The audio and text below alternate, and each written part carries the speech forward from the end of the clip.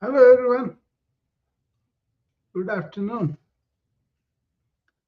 Sunday afternoon, and I thought I will take a few minutes and chat with my friends. So here I am, and I was doing a series on be present, be joyful, be present, be peaceful, and be present and be well. That is what I was going to say a few words about that, how I kind of implement this and what is the real effect of that. Many people are maybe they are present for a while, but they don't really understand what is the real benefit of it. I think if they understand the real benefit, I think they will be very well off. There was this kid who had uh, an alcoholic father, and his mother had a stroke, and he was growing up was very hard for him, and he was very tense and really stressed out, obviously, right, in a situation like that. And then he happens to see a magic show, and he finds the person, the lady who was doing the magic, was very radiant and broad smile and joyful, right? And he was very attracted to her demeanor. And then he stays back, and the girl gives him some fruit. He's only 12 years old, so she was kind of being affectionate to a kid, right? And then she said, uh, uh, "You seem to be in trouble. Do you want me to help you? Do you want me to tell you something that will help you?" And the kid says, "Yeah, sure." And then he sits down with her, and she tells him how to progressively relax his entire body. That's one thing. The other thing was more like, be here and now in the present moment. That kind of helps him, and he deep breathes too. Then she teaches him how to be here and now in the present moment rather than allowing the continuous chatter or the self that we let it go to be self talking to ourselves, or really imagining a lot of dangers and all that, right? But when you focus on this moment and what is in front of you, your focus shifts from that unnecessary self talk from the past or the future, or anything that you imagine, or anything you forecast that is not there. And in the moment, you may not have any danger, you may not have any threat, and that's why you relax, right? And that kid really picks it up and employs in his name is James Doty. And then he went on to become a neuroscience scientist, and he wrote a book. I would recommend that book to everybody. It's like altered traits, I think. That book is about what is the real effect of meditation and mantra chanting, all the ancient pranayama, all this ancient tools for really keeping our mind in the present, keeping our mind balanced, harmonized. He examined them in a scientific way. What are the benefits of those practices on our brain neuroscientifically? I would recommend that to anybody who wants to understand the spirituality and the scientific explanation of spirituality, and how they help us to be really stress free and enjoy our life with whatever we have, right? So I was very impressed with the book, and obviously I'm always in the marriage of science and spirituality, right? Yeah, it's not enough just somebody is telling me this is good for you to do it. I have to know why. That's the modern mind, maybe. I have to know the reason of why, right? And then I'll be able to do them with really convince myself that I'm not doing something blindly, but I understand why it is happening, and then I could do that better by knowing what is going on, right? So that's why I recommend that book. And coming back to look at that kid. That kid was really messed up mind because of the home situation, and a lot of insecurity, a lot of uncertainty, and not knowing where to go, how to go about it. He was really stressed out. But when that lady who is very, smiley, happy, and she has a radiance about her that she does her work very well and also entertains people and enlightens people. And then what she was practicing like a progressive muscle relaxation, which is in yoga we call the dead man's pose, right? That is also yoga nidra. And then really observing our thoughts and not indulging in those thoughts, but rather really putting them away or controlling them with replacing the negative to positive, all that, Uh, that is the modern way of mindfulness, or I call it awareness. We can develop that, right? Many people are doing that, but then we understand, and also the result of should be you do meditation 5 minutes in the morning or 5 minutes that's okay to start, but to get the real benefit you need to arrive at meditative state. So meditation is not a some procedure or some process, something you do, but you arrive at the meditative state by taking away a lot of things that are not really needed for you or not in the present, right? So uh, progressive relaxation of the body, and then bringing everything to the present moment, and really inner chat that we do. There is a talker, there is a whisperer, or there is a suggestion, and all that. Everybody has this self-talk, examine that, and then not allowing it to build its own castles, and then really looking at it as a witness. you know that's what really matters, right? Once you witness thoughts as object, they will not be bothering you that much, versus if you think you are the thought and you identify what is projected either from your insecurity or from your background or from your education, from your culture, so many things you believe, right? Those things can be limiting self beliefs for you. Observe them because they're happening to you.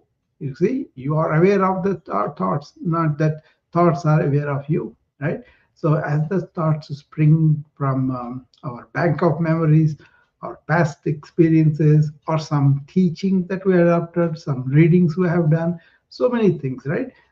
But not knowing who is this continuous talker inside, who is this continuous chatting person. So that kind of thing, if you observe, then you see most of them are either from the past, or you may imagine they will be happening in your future. Don't do that. Witness that, and then let that go. This is what I teach in my morning routine to people. Watch your thoughts, be that observer, be that witness, and that witness is you, real you. Okay, once you are embedded in that, that is ever present. That's always in the present moment as awareness. Okay, once you come to that, lot of burden that you are imposing by this self-talk is dropped in this instant. So it's not like a continuous thing, it is ever new each moment. Okay, once you are like that, then what happens is the hormones, the stress hormones that you secrete with your continuous chatter is kind of coming down, right? And then you will be able to really be healthy without being unhealthy by stress hormones. You get it? That's why I'm saying be in the present, be in touch with what is happening in the life here in front of you, and not your so-called frameworks, mental frameworks, or mental sets, or any of those things that you have created, and you are allowing them to be your reality versus your actual reality in front of you. That's why if you are in the present, you don't generate the stress hormones, and that's why you will be. So if you take the neuroscientifically, we have the brainstem, and we have the limbic system, we have the cortex and prefrontal cortex, and all these things are naturally the breathing, the heart rate, and all those things happen automatically from the brainstem areas, right? That is something that is going to go on continuously. And then you have this limbic system where your emotional self, your ego self, and all that. Not only that, but the like animal instincts of preservation, of survival are there. And if something happens that is threatened, then you get into fight or flight. So that is the sympathetic nervous system that secretes all these hormones that are in the event of danger, they are required so that you can fight or you can take off from there, fight or flight, right? But the prefrontal cortex is the one which is the discriminator, which is human beings are embodied so that they can really overcome the limbic loop that people get into, the fear, the anxiety, the all those negative things, right? They get over them by really developing this intuitive discriminating prefrontal cortex. See, that's where we should be when we are really in the present and we really assess them as they are. Then you can discriminate what is real, what is not, what is good, what is not, what is in the long run good, what is instant gratification. All those discriminations can come into vogue when you are in the prefrontal cortex use, right? So that doesn't secrete stress hormones that stimulate the parasympathetic nervous system. Vagus nerve starts from there too. And that is very important. And one of the practical ways to get into that parasympathetic nervous system stimulation is deep breathing. And when you are deep breathing, what you want to do, you want to be conscious, you want to focus, you want to really, um, you know, go deep in your breath.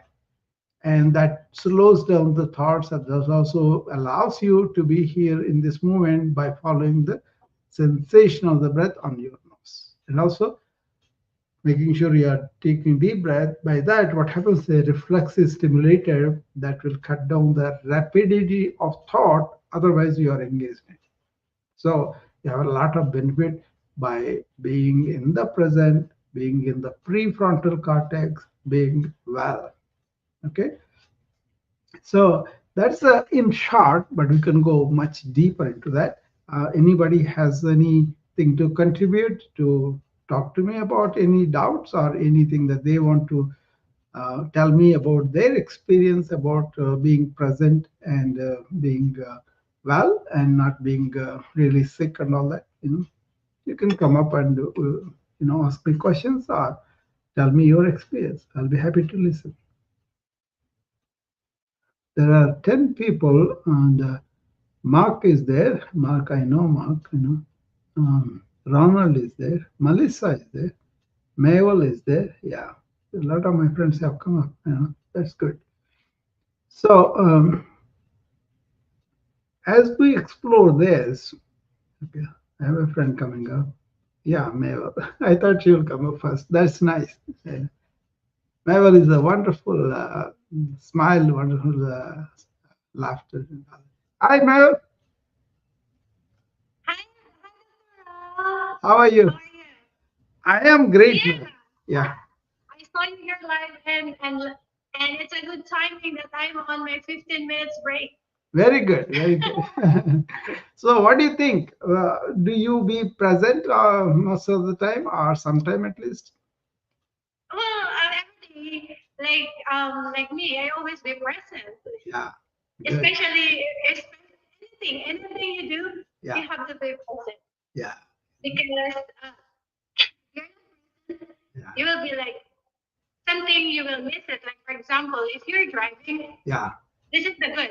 This is a good example. When you're driving, and then you have to be present, right? Yeah. You have to look front, back, and surrounding. Yeah, you have to be aware. Yeah, that's true. Very good. Hello. Go on, Ma'am. Go on. Okay. So you have to be present while you're driving, right? Because Yeah. if you're not present while you're driving, guess what happens? Yeah. There's sometimes there are people or animals or anything that they want to cross, and then if you're not paying attention, what will happen? Yeah.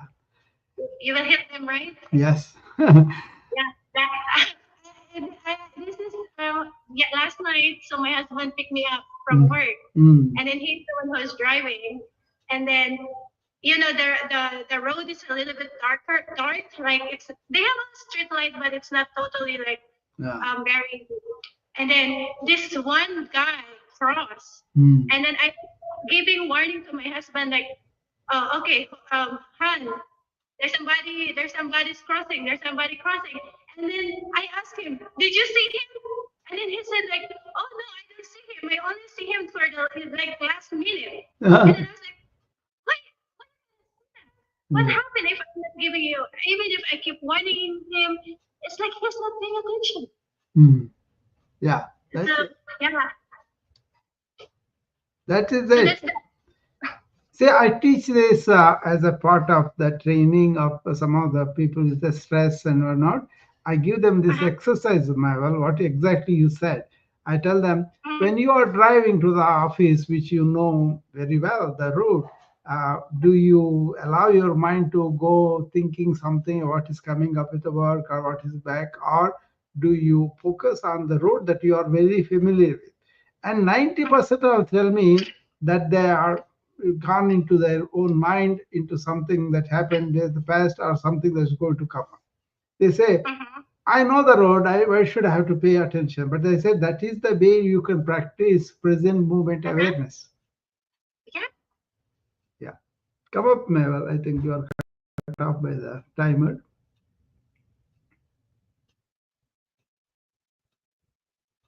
Yeah, she's cut off by the timer. If she wants to come up, yeah, there she is. Yeah, you're back. Come on.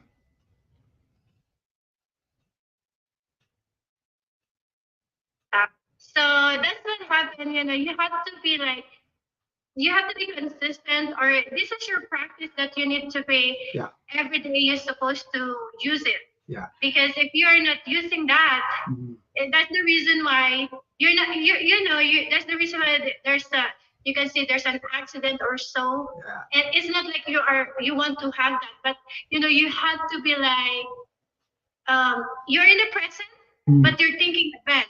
Yeah, that. You know what I mean? If you are thinking, then you are not in the present. I would say. Yeah. Either you are in the mind or you are here and now.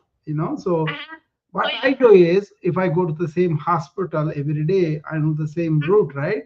But I notice what is new about this morning. Is there more sunshine or gloomy skies, or is it some construction going on there, or if some animals are they are going on the pathway, or all those things? I focus on that, so I'm in touch with what is happening here and now. Yeah. Yeah, you have to be like you are aware, like okay, you are aware of what what's the surrounding. That is the word awareness. Be in awareness means, yeah. Yeah, that's the word awareness. Yeah, that is the word. Be in awareness, and then do whatever you have to do, and then use your thought. Yeah. Yeah. So yeah, like for me, every day, like if I'm at home, if I'm at work, it's the same concept that I have to be present. Exactly. Because for me, if I like for me, if I do like I'm the one who's preparing the medication, I'm the one who's typing the medication. It's actually when I type the prescription, I was thinking this patient, what's going on of this patient. I'm already aware that okay, this patient have something in it. This patient is something like this. It's just like it's already like my brain is already like thinking, like, because when you type medication, what is this medication, right? You're supposed, what is the medication. Yeah, yeah, So yeah. you're And very also curious. you have a kid, Mawal, then you have to be really alert and aware and around Oh, here. Yeah, yes, that's right. Also, I'm telling my husband, like, yeah. my husband, like, so I told I always remind my husband, like, what? I think we're supposed to have a baby at the early age, like when I was like almost 25 or 30, Mm. because well, my son is very active, and then I was like, I need more energy. Yeah. Yeah, but you are still young. A lot of people have a 40, 45 like that too. Yeah. Yeah. See, lots of times, if the kids are there, they really make us focus on what is happening here and now because their reactions are spontaneous. Lots of times, they have needs, so moms are really alert and awake most of the time. Yeah. Yeah, we have to be alert also, and then we have to be aware of that. Like for example, like me, probably since I'm practicing this thing, like for example, when my son is not talking about, and then he will give me gesture. Mm. So now now that he is already talking, if I encounter the same kids that I Yeah. can like I can easily Hmm. understand. Like for example, I went to school, and then there's one kid is crying. Mm. He's he, because he is looking for his project, Mm. and he's that like he's standing. I was there. I was standing with the dad, so I don't know them. And just in my like, I was listening. I can hear that the kids are crying, and then I look at them, and then I look at the dad, and then I said like, "Oh, excuse me. Oh, your son is asking for his project. Did you check his envelope or so?" Like the dad is having hard time to understand with the son, and then for me, I already capture what he needs. Yeah, yeah, yeah. That is the instinct, motherly instinct, and all. Which is great. You are more intuitive than just using the mind only. That is the good thing about the present moment awareness is you are intuitive, and which is very much needed for us to really touch our inner energies and the inner real self. The woman has this instinct, intuitive instinct, very naturally, Mabel. Lots of times when I'm having discussions with other friends, many times I notice women grasp what I'm saying much quicker than men. Even the men may be my close friends, but then still I have to explain them. I have to really go depth and all that. But women just grasp it like that. Yeah. So we are more smarter than the men. It's not the smarter, it is more like a intuitive natural instincts, right? And that's a natural, I think, what is bred into you as the nature. you know Yeah, I'm just joking, Dr. yeah, Rao. yeah, Yeah. yeah, I know. Maybe you're smarter than me, I don't know, but what it is, yeah, yeah, Maybe I yeah, just read the sign. That's why it's just like yeah, everything you have to be like yeah, I actually only have anything you have to be like back up, yeah. like back up me. Mhm. Yeah, lots of times you can see that with moms, and they know the wisdom very quickly compared to many of my father or my brothers and all that. That's a natural thing I observed. Doesn't mean one gender is superior than other, but it's a natural instincts out there. But you know what? The intellect and IQ and all that is really not taken that seriously anymore because Uh-huh. we consider other two questions. So one is IQ, second one is Uh-huh. the EQ, emotional quotient, and third Oh, one I is see. spiritual quotient. Okay. Yeah, speaking of that, so I'm not sure if it's true or not. So I have a question about it. Like in in some this is not general. Mm. This is not. for every person. This is only based on my this is only based on my experience and stuff. So this is what happened. Mm. Some people really really smart, really really smart. Yeah. But, but the thing is, they don't have their what do you call it? Oh, I forgot the term. Empathy, Uh, empathy, maybe. empathy, not empathy. It's just like common sense. Common sense. Yeah, yeah. You know what they say about common sense? It's the most uncommon thing, which is true. Yeah. Because sometimes it's just like I, you know, sometimes we are just more on focusing on what to learn, Yeah, and then so you are only in your box. yeah, So if you go out in the other box, like when you turn left, and then yeah, there's another situation, you cannot easily um like what do you call it, capture it. yeah, Like you don't capture it, like oh, yeah. it's something like that. Yeah. It You know, happens. my grandma, when she was in the village and I visited her, she is illiterate, but she has such an amount of common sense and wisdom. She has solutions for many of the life's problems, just like that.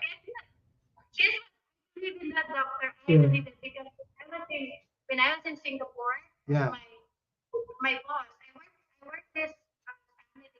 He is ambassador, yeah. so the are very educated.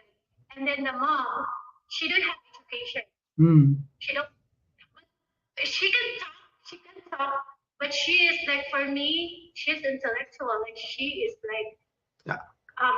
yeah. So I believe in you. It it is exist. Many of the ancient wisdom things are not understood by our modern people because we give way too much importance to the intellect. There's nothing Mhm. wrong with the intellect, but how we identify only with intellectualism versus our emotional intelligence, our spiritual quotient, that is much more to lead us into the real peace and quietness and happiness and joy, things like that. So that's why you have to intuitively feel the universal truth, not somebody else's truth or somebody system's truth, but Mhm. truth itself.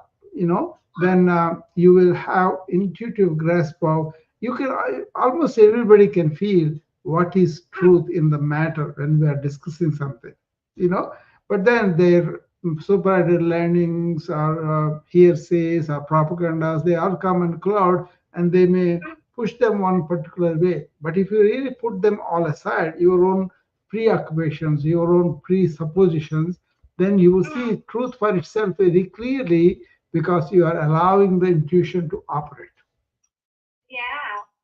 Yeah, it's just the different things that sometimes you just like, wow, I cannot believe that you have the power of that, and then it's just like how probably how we handle it, how we deliver it, Yeah. you know, how like as a person, See, and then outward matters, may well, when you want to go somewhere or do some things or technical things and all that, we need our intellect, we need our senses, and also we need our common sense, right? And do that. oh, Yeah. Yeah. But when you turn inward and want to know your true self, you want to know the feelings of sympathy, empathy, or understanding, or really giving love and affection, all that, you need your EQ and SQ more than the IQ, because IQ is the one which builds your ego. But for all these inner qualities, we have to transcend the ego. yeah. So That, yeah, it's so powerful in it that yeah, yeah. That's why I was talking about be present and be well means you don't have this egoic entity that gives you constant chatter, constant yeah. talk about yourself, and you won't have that. Then you will not feel the threats and so-called um, dangers for you, and then you can take them into account, and then you don't react that much emotionally to secrete the stress hormones. And that's why I tell them, watch your sympathetic overtone. If you are constantly imagining things by fear and anxiety, you will secrete all the stress hormones. But if you are in Yeah, the present moment, you don't have a chance to do that. yeah. Because sometimes you know what, doctor, you just like your reaction, Yeah. how you react right away. Exactly. That's because of the sympathetic overtone we have, we react that way. That's why in the morning routine, I ask people to deep breathe and cultivate that through the day so that the deep breathing will bring in the parasympathetic nervous system in action so that it encounters the sympathetic nervous systems of all the reactions. Oh wow, yeah, it is powerful because I do it in my like every day Yeah. before I start whatever I do. I Yeah. will do like I don't I know use you. I don't know you saw my morning routine in that I say, don't react, but respond to your responsibilities coolly. yeah, yeah, yeah. So yeah, it's just like for me, as you know, it's just like every morning I just deep breath Yeah, and then I have something like a ritual for myself that it's just like my belief. yeah, You have a belief, I have a belief. So for me, my belief is if it's like um it's helped me, mm, it is positive for me, so that's my belief. yeah, But I believe in anybody. Just it's you have to have a respect yeah, that your belief is different, my belief is different, yeah. but we are in the same, we just like Yeah, you know, everybody has their own journey. Let's put it that yeah, way. Yeah, yeah, that's true. That's true. yeah. But I was raised to not to believe, but investigate into the truth of the matter. Then we are not stupefied by the belief, but we are inquiring into the truth of the matter. So there is two systems in ancient India, mano and jano. Mano means just to believe that there is God, there is some things and all that. Jano means really understand by investigating into that and finding the truth by yourself. Exactly. Yeah, Yeah. yeah, yeah. It's true. Yeah. That's So true. the Yeah. other, this is called Gnana Yoga, asking Oh, questions, learning from the answers by finding out the truths and all that. So you don't believe any guru, you don't believe any book, but you actually test it out. For example, if I say, suppose you are angry, be aware of the anger, and the anger will go down. You don't have to believe me. All you have to do is test it out when you really get angry. Remember that. Let me see where is this anger coming from. Let me be aware of it, and you may notice by yourself the anger is gone or slowed down. yeah. That's Mm. true. Yeah, that is what is called Gnana Yoga, means knowledge yoga. So you gain knowledge by experimenting, by investigating. You may take somebody's statement, but you don't want to believe that, but you want to put it to test. Yeah. Yeah, exactly. And then only your own experience will tell you whether it is valid or not. Then you can go on bringing that fact, the truth, into your life as you go about your life. It's a kind of two big systems, mono or jano. That means mono means I just believe blindly whatever the people are saying and I'm going to follow. But in the modern scientific era that we are, we want to question everything. We want, that Yeah. is actually, yeah, we should welcome that. We should welcome people questioning everything. And then Yeah. I also tell my students, don't take it just like that. See what is going on. Inquire into it. See, the more they question, the more they will learn. That's, you are digging. Yeah, You are digging. yeah, But when you digging, it means you are interested of things. yeah. You know. Neuroscientifically, when you question like that, and when you are wondering like that, when you are really going deep into the matter, more synapses of the neurons happen, and that's when the new cortex is formed. Oh, Yeah, but if you blindly believe and then just say, okay, I'm going to follow whatever it is, you don't have the chance of forming that new cortex. This is the neuroplasticity that we can shape our brain for the new things by creating new cortex. You can do it negatively or positively. If you do positively, then you do much better for your body and for your mind, for your spirit too. Like I always tell people, how I got very quickly recovered when I had the stroke was by neuroplasticity. You know, oh, so, but I did something more than that. I said, I'm always in the present. That helped me a lot not to regret that I had this problem or not to foresee some dangers coming up, what will happen to my family, what all those are not there because I was stationed in the present moment, right? And then yeah. I kind of retrain my body to develop this new cortex by operating on the paralyzed muscles, let them work one thing at a time, small thing at a time. Then that peripheral nerves, muscle stimulation created cortex in my brain, which has got my neural function back. Oh, yeah. That's why when you teach like okay when you do something like okay if the kids like they Yeah. want to do they want to play they want to play on their tablet Yeah, and and then you also have to they are very curious. You notice your kid is yeah very curious, so we have to encourage them to ask more questions, not less. yeah but the thing is if you start like okay you have to cut it off you have to cut it off they will get anxious Yeah, yeah. But if you keep in mind, I want my kid to be very intelligent. You encourage that in a meaningful way. You know. yeah yeah that's the thing Yeah. Usually, kids may ask something that we may not be able to answer. Then we say, "Oh, keep quiet." That's not good. We got to encourage them in a productive way. Uh, I always tell about my dean in the high school, who taught us how to think by asking questions.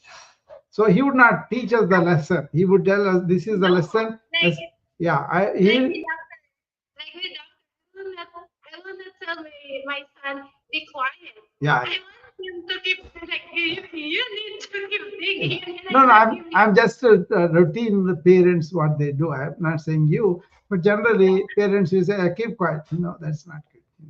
Yeah, because sometimes there's too Yeah, maybe too much. That's why he was like, can you please be quiet a moment? yeah.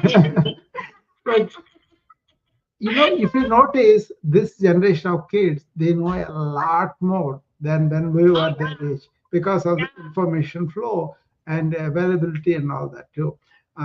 So that's a one way is good, one way is not good. It used to yes, be yes. what You the have to parents be well as a values. doctor. Yeah, what Otherwise, they will. yeah, what the Yeah, parents values used to be transmitted to the kids because they are the only source of information for them.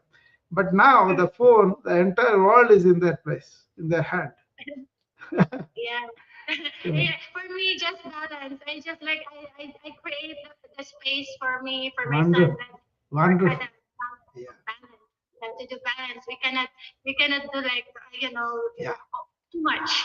Too much is not good. Yeah, that's very true. And then you have to be aware that there's too much negative also comes to the phone, and too many bad people are trying to influence the kids. That's a big problem, with the teenagers.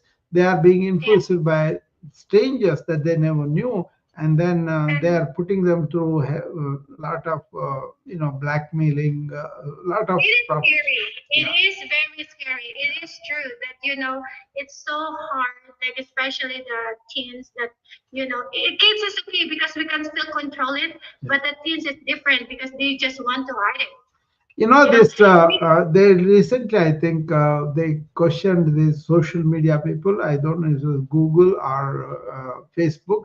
One of them was really pointed out that they are not doing enough to protect the teenagers.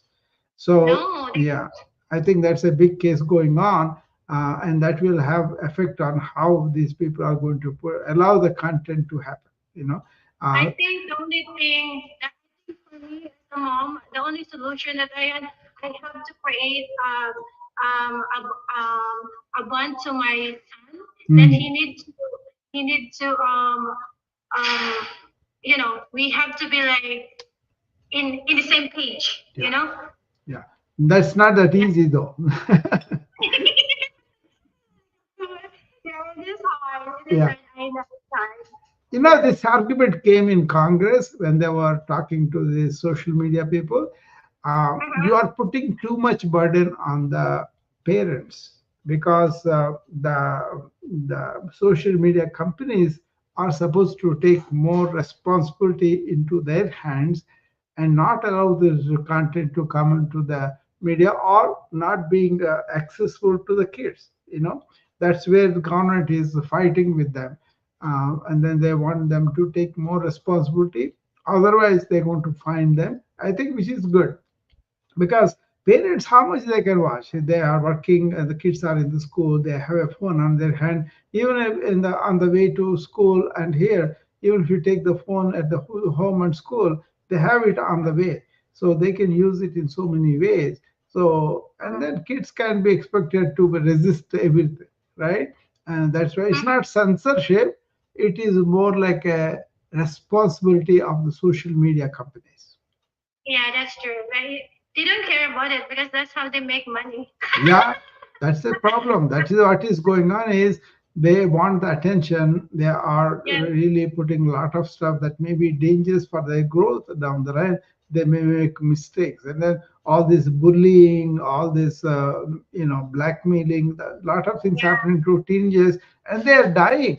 You see, then yeah. the Instagram was shown to, they did a study on that from 19. Uh, when was that, 14 to 18, I think they did a study. In the study they found the suicide rate in the teenagers went by 189%. That's true. That's true. That's true because I um I read this one in when I grow up.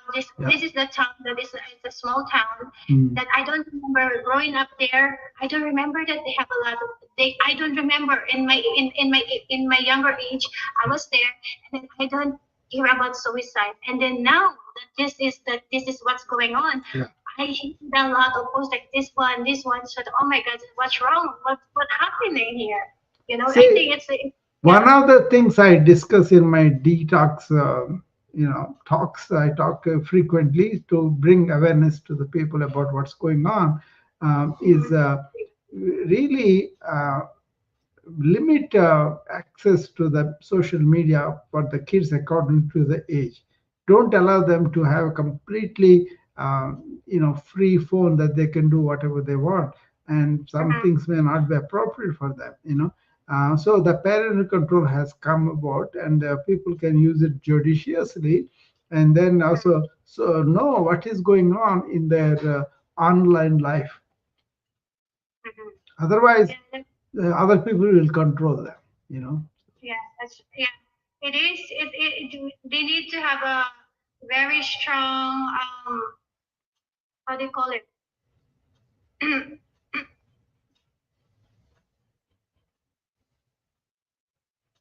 Never, you are cut off. The voice is gone.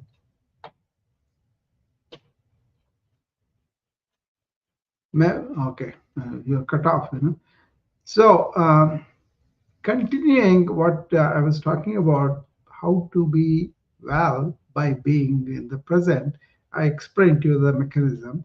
So, how do you do it? Is get up in the morning, don't open your devices for at least for half an hour, and don't really allow your thoughts to go back and forth, but try to be in the moment. What's happening with the weather, you can connect with that, or you can connect with the live animals, live people in the house, but not talk about things, but just be there for them here and now. Those kind of behaviors, and also sit down and take deep breaths and be focused on the air coming in and out, and basically bring yourself to be anchored in the present moment. not allowing the mind take a journey into the past of what happened yesterday to at least for in the beginning till you get centered in the present moment. Okay, that is the start I gave myself for the day. And then I may want to do the most important things for the day, and then I want to prepare for that. That's okay. But then even then, I don't want to look more than one step at a time, right? And then deep breathing and meditations, whatever practice you basically establish yourself in the present moment, awareness, not in thought construct, ego, thought construct, continuous thinking, chatter, not that. Okay, and then as you go to the work, always try to be in the present moment by paying attention to whatever is in front of you. Okay, you are having a conversation with a friend, you are having a meeting with your colleagues, or you are having some birthday party for a colleague. Whatever you do, just be attentive. That is for the throughout the day, right? And after that, when you come home, before you go to bed, shut off the devices for half an hour, and then recollect all the things happened in the work day and remove them from your mind by noting down the important things on a device or a paper, and all the trivialities gone. If you start to do that practice regularly, then you will wake up with a very empty mind and you will go to bed with an empty mind. This is something practically we all can do, but only the person who is there can do. I may say this, but I cannot do it for him. He has to do it, right? So this is what I do, and that's why in the information age, being an informatician, being a physician, dealing with a lot of EMRs, data, and all that, I can keep my mind empty most of the time. Okay, this is not like a big meditative practice. Even though I know the advanced meditative practice, they are not needed for everybody. They are needed. Some people who pursue it, and according to that thing, they can do that.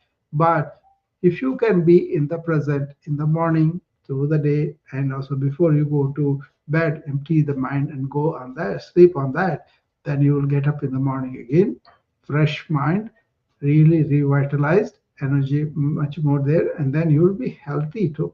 Okay, the purpose of the sleep is to restore all our organs, repair them, send all the toxins out, and then make them function very well. Okay, that's why sleep is needed for us to be healthy, right? But if you are dreaming a lot, then you are not being present during the day, and that's why brain is trying to put you back in the present mode. Okay, remember all that, and that's like a big deal for a lot of people. But if you have problems, if you want to consult me personally, you can always send me a DM and I'll be happy to talk to you about it. Or come to rooms like this and ask me questions. Okay. All right. So that's the talk for today. And anybody else wants to come up? Or before I close, I'll give a chance for people to come up.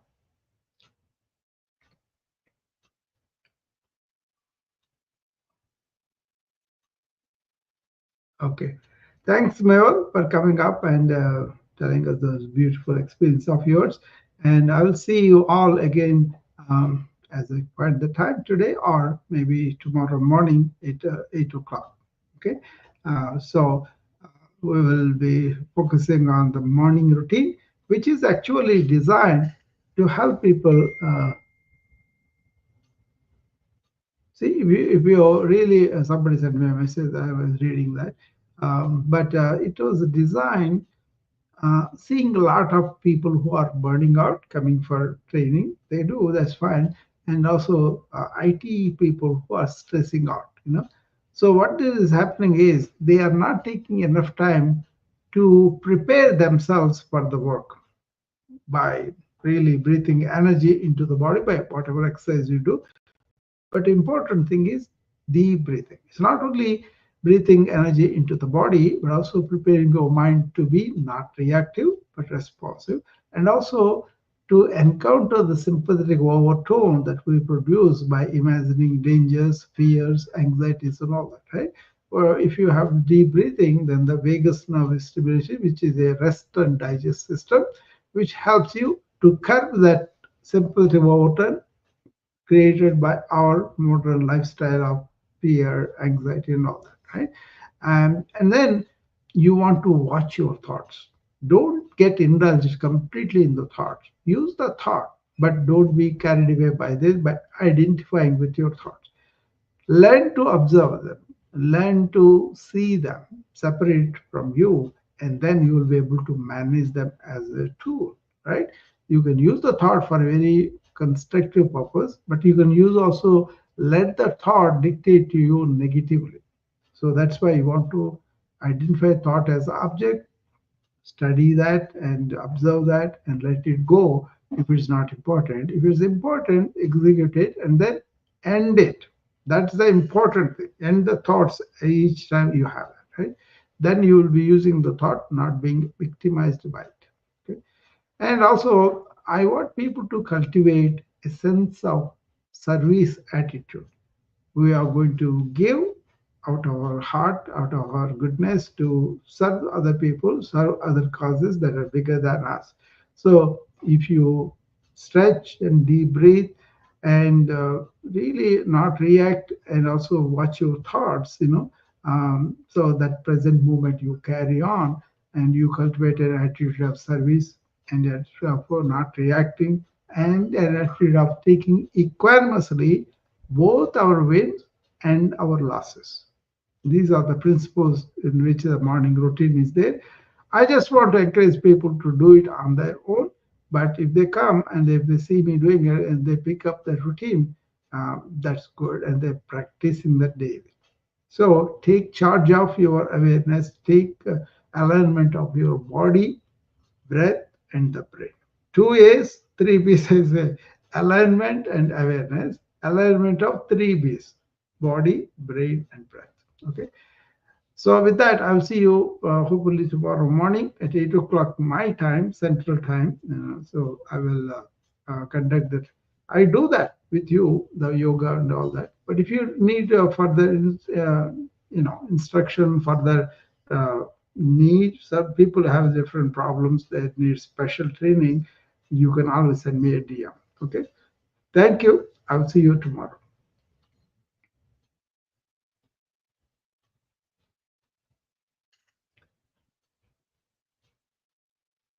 Okay.